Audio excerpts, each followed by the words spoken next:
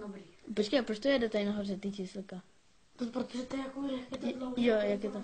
3 tak. Jo, no. Takže znovu 3 na teď. Čusu, brz, dámy a pánové, vítá vás Sáňa, youtuber.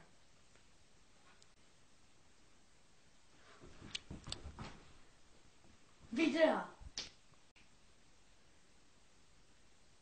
Máš? No, snad jo. Teď to řekneme.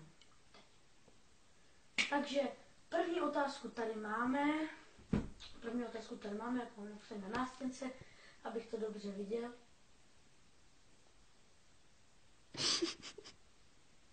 Co? 3. Tak 3. Počkej, tak. Mrkni. Něco mi spadlo do oka. Ne, tak Počkej. mrkni. Takže už tady máme 13 podivných otázek, tady mám napsaný tady na noťasu. Takže, já myslím, že můžu mít na to. No, a je to. Takže, nevím, jestli na mě moc vidět. První otázku tady máme. Co posloucháš nejradši za písničku, když seš doma sám?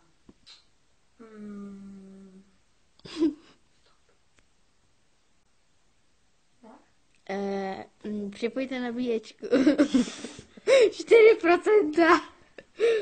To je vadí. Teď taky. 3, 2 na teď.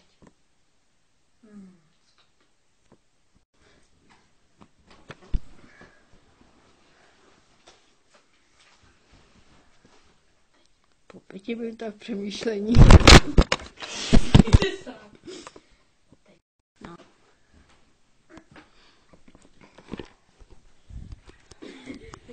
Takže se potom dalo hodit. Dobře, potom. Ticho.